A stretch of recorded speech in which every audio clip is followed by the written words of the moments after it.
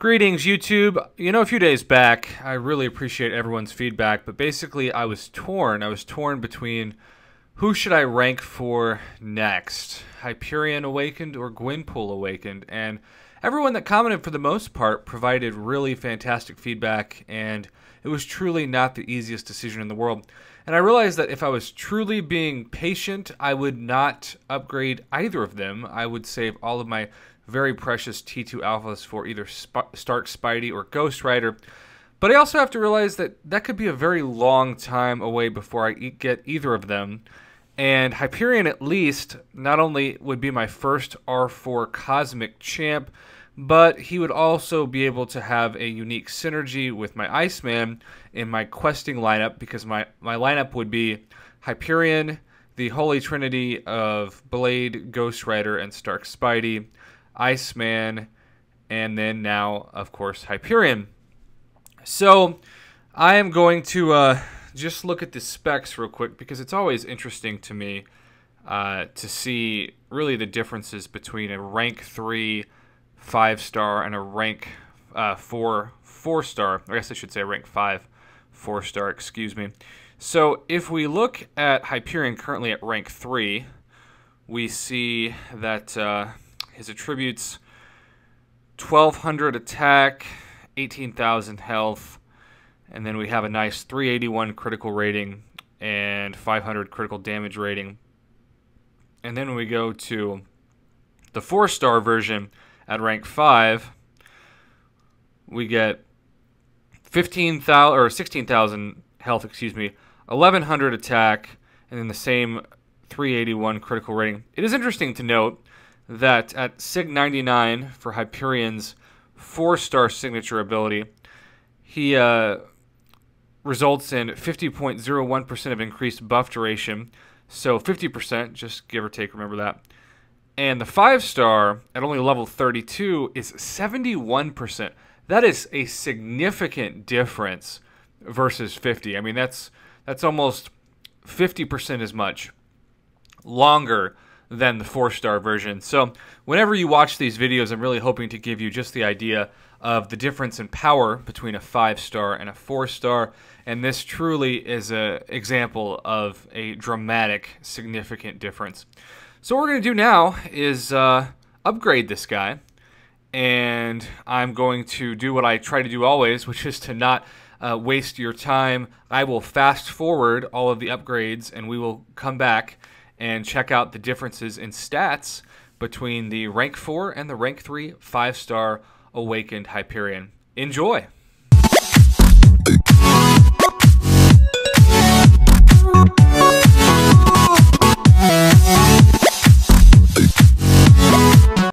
And we are back.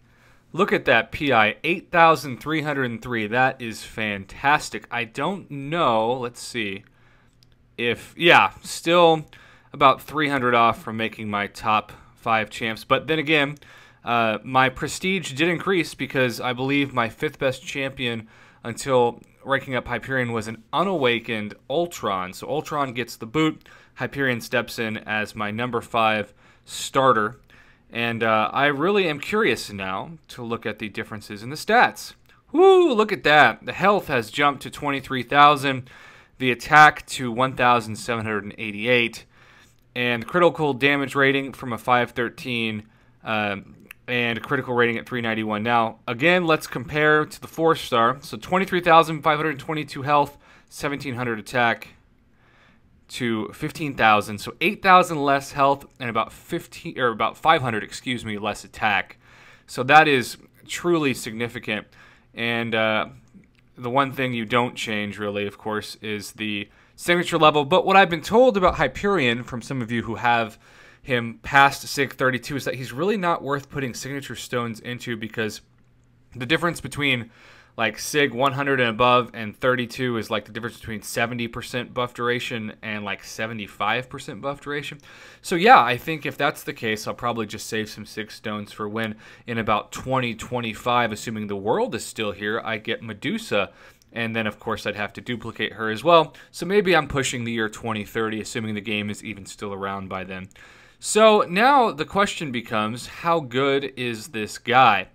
I was asked to do a rank up video, and I know that typically the most popular thing to do is to fight somebody who honestly needs more health care, and that is the Road to the Labyrinth Winter Soldier. Bless his soul. So let's just see what happens, right? What am I doing? Oh, here we go. Realm of Legends. I don't know why I went to the Road to the Labyrinth. I apologize. Okay, so let's not get out of there. Okay, Realm of Legends Winter Soldier. That is what I was looking for. And you'll notice, I'll show you my questing team real quick, because when I swap out Star-Lord, who I still love, despite Stark Spidey being so much better for utility overall, you'll notice that now Iceman has this plus 155 critical rating active as well. So this is my team. This is my 5 top champions, if you will. And I obviously am doing this on my first take, so I don't know how good I'm going to play. I'm also trying to speak into a microphone at the same time, which is not ideal at all. Okay, well, we're going to get hyped up. Gotta love with the synergies. He's increased his overall PI to just over 8,500. And let's take him for a spin. Hyperion really is a great champion to play with because besides being poison immune, you can parry and then heavy and build up the Furies real freaking fast. And we are just going to probably end up baiting a special 1 here. Okay, I'm up to 3. And that special 3 is already active. I got the plus 12%. Let's see, he's at 99%. Took off 1%. And then additional. So that took off 3% of. Yeah, don't care about that life. I know I should probably not intercept right now, and I should go for those parries. Man, it's always amazing. Oh, good, use power drain. It's always amazing to see how fast that power builds up. Okay, there's 4. And 6. All right, let's see if we can build some more. Nope. That was an accident, but it worked out. Okay, there's 7 now, so he's at 89% health. Down again another 1%. And 4%. Okay, so we're getting better. I know I could dodge back on that, but I'm just being lazy. Okay, so yes, he's going to hit like a truck. It really does help to stack those Furies. Just gained 3 there. And then I got wrecked. But he's not really taking a lot of damage, which is pretty amazing. Hyperion has a very underrated defensive rating. Man, missed the parry there. And then my phone glitched. That's awesome. Well, we're going to get one more of these in, and basically I'm probably just going to quit out of this fight because, let's be honest, I don't need to do it. I've done this several times before. But you kind of get an idea. Basically, the specs are what I cared about most. And you can see that Hype is somebody that is going to definitely wreck the competition. And I'm excited to bring him to the Uncollected event. Yeah, there we go. Also, Hyperion, I should point out, has this awesome special 1 that does the incinerate damage. And I'm sure there are going to be people who say, bro, just do that. And then, of course, oh, I've got 6 stacks of Fury. And then, of course, you have this RNG's special 2, which, oh, I got really lucky and got the stun off. And because I've got max stun on, I can apply 2 different stacks of damage. Okay.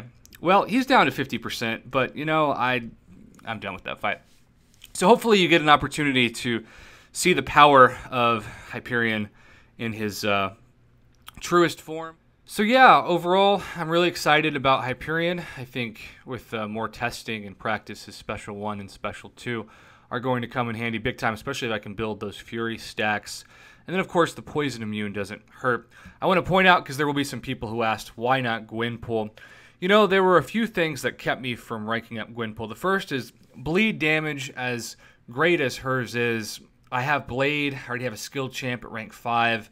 And then the second is her signature ability is incredible, especially this month against the uncollected Thanos, because you can basically spam his special 3 forever and not die because you're only taking a percentage of her health that's left. So 1% health still stays at 1%.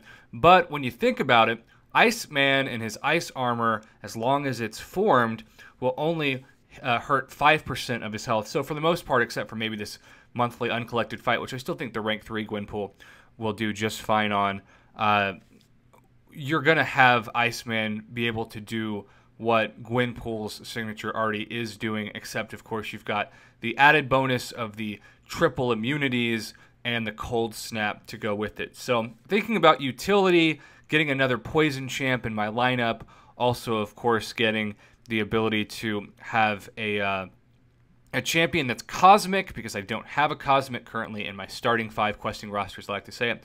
It came down to that choice. But thank you for vigorously fighting for Gwenpool as your favorite champ and for me to rank her up and commenting on that video. And thank you to everybody for commenting. You're really helping my enjoyment of the game, and I'm going to continue to get closer to live streaming for the first time this summer, as in the next 2 weeks, my semester teaching college comes to an end. As a reminder, I really am a college professor. I know it's crazy to think about. I teach multimedia journalism at Oklahoma State University. Shane Hoffman, look me up. Some people already have, although they've confused me with another professor that apparently is in the science department and looks somewhat like a mad scientist serial killer. I am not a serial killer unless I am eating Frosted Flakes. Have a great day, YouTube.